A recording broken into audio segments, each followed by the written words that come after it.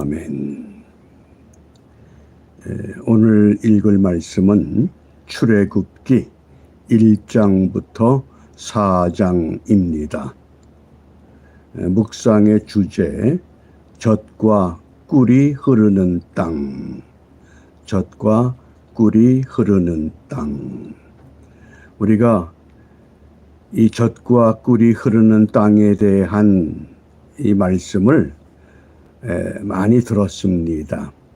그러나 과연 젖과 꿀이 흐르는 땅은 무엇을 말하고 오늘의 시대를 살아가는 그리스도인들에게 젖과 꿀이 흐르는 땅을 어떻게 적용해야 하는가?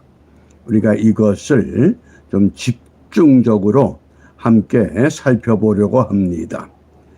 이번 주 우리 암송할 성구 요한 1서 1장 7절 말씀 우리 함께 암송합니다.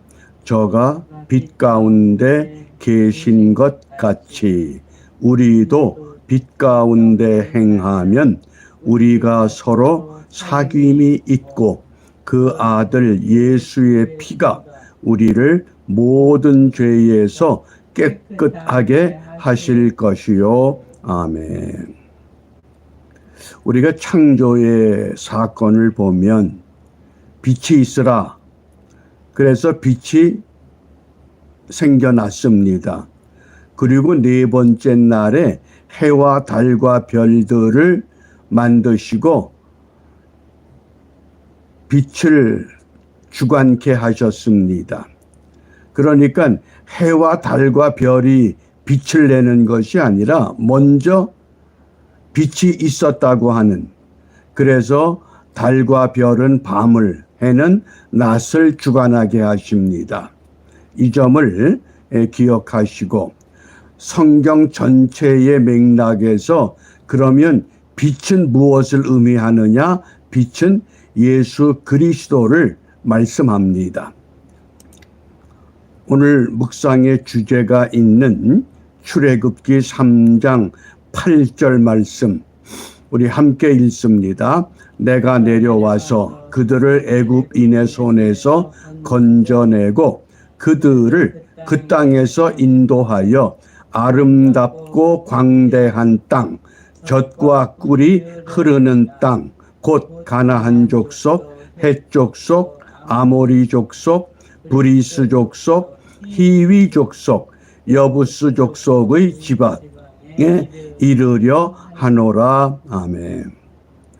이 젖과 꿀이 흐르는 땅이다. 젖은 우유를 말하고 꿀은 그대로 꿀입니다. 꿀은 두 종류가 있습니다. 야생 꿀이 있고 양봉하는 꿀이 있습니다. 그래서 이 아름답고 광대한 땅, 그것이 젖과 꿀이 흐르는 땅이다.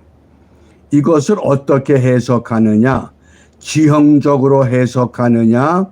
아니면 정치적으로 나라의 경계, 또 문화의 경계, 또 경제의 경계, 어떤 개념으로 해석하느냐에 따라서 이 젖과 꿀이 흐르는 땅에 대한 이해가 학자들마다 서로 다른 주장을 우리가 듣게 됩니다. 먼저 이 단어를 설명하면 젖은 우유를 생산하는 것이 축산업입니다. 그 다음에 꿀을 생산하는 것은 양봉업입니다. 그러니까 젖과 꿀이라고를 강조한 것은 목축과 양봉업을 주된 사업으로 형성할 수밖에 없는 땅이다. 그런 뜻입니다. 그 다음에 이 흐르는, 강물이 흐른다. 이 흐른다 할 때에 헬라 히브리 단어 주브라고 하는 이 단어의 속뜻은 많이 생산된다. 그런 뜻입니다. 우유가 많이 생산되고 꿀이 많이 생산되는 땅이다. 이것을 우리가 지형적으로 볼 거냐 아니면 정치적으로 볼 거냐? 과연 성경이 의미하는 젖과 꿀이 흐르는 땅은 어떤 땅을 의미하느냐? 그래서 이 굉장히 중요한 주제입니다. 그 브레스테드라고 하는 성서학자는 이 젖과 꿀이 흐르는 땅을 최초로 이스라엘은 비옥한 반달형 땅 이렇게 정의를 내렸습니다. 아주 비옥한 반달형. 근데 문제는 농사를 지을 수 없는 땅입니다. 지리적인 지형적인 여건은. 그래서 이 땅의 신학이라고 하는 것, 이게 성서 신학에서 매우 중요한 주제입니다. 우리가 주로 성경은 언약의 신학으로 읽어갑니다마는 오늘 이 젖과 꿀이 흐르는 땅은 땅의 신학이라고 하는 것, 굉장히 중요한 주제입니다. 그래서 우리가 흔히 땅을 기업이라고 표현합니다. 한문자로 터기자에 업자입니다. 그래서 기업 그러니까 잘못 오해를 하면 어떤 컴퍼니, 어떤 회사 이걸 생각하기 쉬운데 그 기업과는 다릅니다. 이것은 땅을 의미하는 겁니다. 그래서 도대체 땅은 무엇이냐? 결론은 땅은 사람의 것이 아니라 하나님의 것이라고 하는 것. 땅의 소유주는 누구라고요? 여호와 하나님이 땅의 주인이 되십니다. 그래서 이 마르텐스라고 하는 신학자는 구약의 이 땅이라고 하는 이 용어가 2504번, 무려 2500번 굉장히 많이 사용된 용어이기 때문에 이 땅이 중요한 개념이라고 설명을 합니다. 이 땅이라고 하는 히브리 단어가 크게 세 가지입니다. 아다마.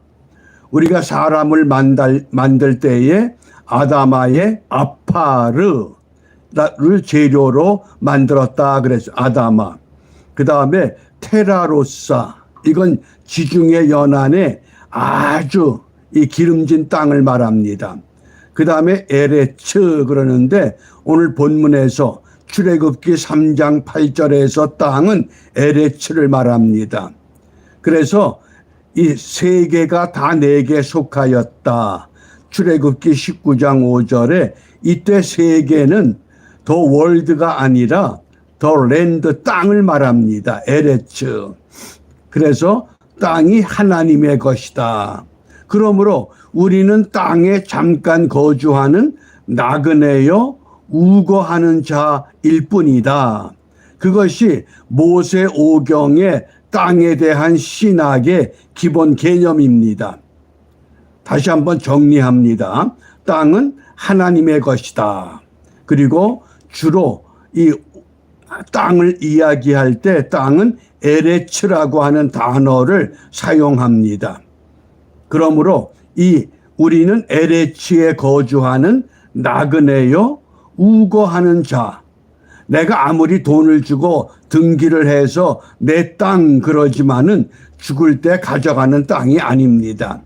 사람의 것이 아니라고 하는 것, 이것을 기억을 하시고 이제 이 성서 신학의 주제로서 땅의 신학은 어떤 의미냐? 첫 번째, 가나안 땅은 젖과 꿀이 흐르는 땅은 가나안 땅이요 약속의 땅이요 거룩한 땅입니다. 이 개념을 정확히 이해하시고 기억하시기 바랍니다. 다시 한번 성서 신학의 주제로서 땅의 신학은 첫 번째, 젖과 꿀이 흐르는 땅은 가나안 땅, 약속된 땅, 거룩한 땅. 이것이 젖과 꿀이 흐르는 땅의 성경적인 첫 번째 해석입니다. 가나안 땅은 약속된 땅이요 거룩한 땅이다. 이 광야에서 40년 동안 농사도 짓지 않고 유랑의 삶을 살았는데도 하나님이 먹이시고 입히셨습니다. 젖과 꿀이 흐르는 땅이 어떤 땅인 것을 광야에서 이미 체험케 하셨다고 하는 것. 이것이 굉장히 중요한 신앙입니다.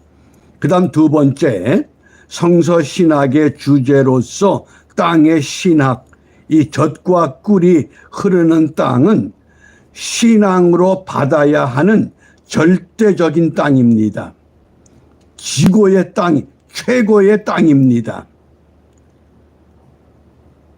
젖과 꿀이 흐르는 땅은 우유가 많이 생산되고 꿀이 많이 생산되는 어떤 지형적인 산업적인 그런 땅이 아니라 믿음으로 받아야 할 땅입니다. 하나님이 아브라함을 부르시고 내가 지시할 땅으로 가라. 뭡니까? 믿음으로 받아야 하는 땅. 이것은 하나님의 축복과 언약이 임재하는 땅을 말합니다. 실제 이스라엘이 차지하고 있는 영토를 보면 비가 오면 비가 전부 다 순식간에 땅속으로 스며들어 버립니다. 왜? 돌밭이 거의 돌밭이기 때문에, 사막화됐기 때문에 그런 땅에 농사는 지을 수가 없습니다. 애굽에서 그 비옥한 고센 땅에서 쉽게 농사를 짓던 때를 생각하면 이건 형편없는 땅이기도 합니다. 그래서 지리적으로 지형적으로 설명하면 젖과 꿀이 흐르는 땅은 도저히 이해가 되질 않습니다. 그래서 이 젖과 꿀이 흐르는 땅을 그러면 오늘 이 시대에 현대를 살아가는 그리스도인들에게 어떻게 적용해야 되느냐? 두 가지로 적용해야 됩니다. 우리가 팔레스타인에 가서 사는 그것이 아니라, 물론 복음은 우리가 백투더 예루살렘이라고 해서 예루살렘을 복음화시켜야 하는 미션의 사명은 가져야 됩니다. 그렇다고 그곳에 가서 사는 것이 아니라 젖과 꿀이 흐르는 땅에 오늘 이 시대를 살아가는 그리스도인들에게 있어서 이 어떻게 적용하느냐? 첫 번째는 구원받은 삶. 우리 한 사람 한 사람, 전 세계에 흩어져 있는 모든 그리스도인들, 그들의 구원받은 삶, 삶의 현장이 젖과 꿀이 흐르는 땅이 되어야 합니다. 그 다음에 두 번째, 우리가 어느 땅에 살든지, 미국이든지, 구라파든지, 아시아든지, 오세아니아 주든지, 어느 땅에 있든지 내가 있는 그곳, 믿음의 사람이 있는 그곳, 그것은 축복의 땅이라고 하는 것. 이것은 다른 말로 내가 있는 그 자리를 믿음의 현장으로 세워야 합니다. 이것이 젖과 꿀이 흐르는 땅에 대한 이 시대를 살아가는 그리스도인들의 바람직한 신앙의 자세라고 하겠습니다. 그래서 젖과 꿀이 흐르는 땅은 가나안 땅이요, 약속의 땅이요, 거룩한 땅이요. 젖과 꿀이 흐르는 땅은 믿음으로 받아야 하는 땅입니다. 믿음으로만, 순종함으로. 그래서 그것을 오늘 이 시대에 우리의 삶의 현장으로, 믿음의 현장으로. 사람마다 삶의 현장과 믿음의 현장은 다를 수 있습니다. 어떤 사람은 화려한 집에서, 어떤 사람은 초막에서, 어떤 사람은 노숙하면서 삶의 형태가 다릅니다만은 동일한 것은 하나님이 나를 이곳에 젖과 꿀이 흐르는 땅에 두셨다고 하는 이 확고한 믿음, 이것은 변함이 없습니다. 그러니까 부자와 거지 나사로 어떻습니까? 환경이 아니라 하나님과의 약속에 믿음을 갖고, 거지 나사로는 그 부자의 대문 앞이 삶의 현장이었고 믿음의 현장이었습니다. 그러니까 사후에 부자는 음부라고 하는 고통스러운 자리에, 거지 나사로는 위로를 받는 아브라함의 품에 안길 수 있었다고 분명히 말씀하셨습니다. 따라서 이 젖과 꿀이 흐르는 땅에 대한 우리가 결론적인 성구가 신명기 11장 12절입니다. 내 하나님 여호와께서 권고하시는 땅이라. 이게 에레츠라는 단어를 사용합니다. 새초부터 새말까지, 연초부터 연말까지 내 하나님 여호와의 눈이 항상 그 위에 있느니라. 이게 젖과 꿀이 흐르는 땅. 한마디로 말하면 하나님의 도움 없이는 단 하루도 살 수 없는 땅. 그것이 젖과 꿀이 흐르는 땅입니다. 팔레스타인의 분쟁이 너무 심각했을 때에 시온주의자들 가운데서 그 지도자 가운데 한 사람 데오도르 헤르츠리라고 하는 지도자가 생각을 잠시 바꿨습니다. 우리 유대인의 본토를 이 가나안 땅, 약속의 땅, 젖과 꿀이 흐르는 땅 이곳으로 정하고 다툴 것이 아니라 아르헨티나, 우간다로 옮겨보자. 이런 주장을 한 때가 있었습니다. 이것은 민족의 신앙 전승을 완전히 외면했던 잘못된 사상입니다. 그래서 결국은 이것이 무너지고 말았습니다. 지금도 믿음으로 그 땅을 받아야 된다. 이미 그 땅에 다른 7족속이 살고 있었습니다. 그런데 하나님이 그곳으로 가라. 믿음으로 받아야 합니다. 그것이 젖과 꿀이 흐르는 땅이라고 하는 것 분명히 기억하시길 바랍니다. 그러므로 우리가 이 아침에 무엇을 기도하느냐? 시편 86편 17절입니다. 은총의 표징을 내게 보이소서. 은총의 표징, 하나님이 나와 함께 하시는 삶의 현장, 믿음의 현장, 이것이 은혜의 자리가 됨을 나에게 보여주십시오. 그러면 나를 미워하는 저희가 보고 부끄러워하오리니 여호와여 주는 나를 돕고 위로하십니다. 이 시편 86편 17절 말씀을 우리가 기도의 성구로 삼고 이 아침에 한반도를 은총의 땅으로 회복시켜 주옵소서. 혼돈과 무질서와 입법과 사법과 행정이 엉망진창돼 버린 사람의 손으로는 다듬어 세울 수 없는 이런 지경까지 왔지만은 은총의 표징. 왜? 우리가 믿음으로 이 나라를 바르게 세워야 하겠다고 하는 확고한 믿음의 사람들을 일으키시기 때문에 한반도를 은총의 땅으로 회복시켜 주옵소서. 이렇게 기도하며 오늘 우리는 이 뉴욕에 하나님이 기뻐하는 불락지 교회, 불신자들, 낙심자들, 결단하지 못하고 머뭇하는 지체하는 자들, 저들을 깨워서 젖과 꿀이 흐르는 땅으로 들어오게 해야 할 시대의 사명을 우리가 갖고 있다고 하는 것, 이것을 우리 마음에 두고 오늘도 믿음으로 승리하는 우리 모두가 되시기를 주님의 이름으로 축복합니다. 기도합니다. 전능하신 아버지 하나님, 우리의 조국 자유 대한민국 불쌍히 여겨 주시옵소서. 한반도를 은총의 땅으로 회복시켜 주셔서 남과 북이 복음으로 하나 되어 세계 열방을 향한 하나님의 강력한 복음을 마지막 때에 전 세계를 향해서 외칠 수 있는 복음의 땅이 되도록 축복하시고 역사하여 주시옵소서. 예수님 이름으로 기도합니다. 아멘.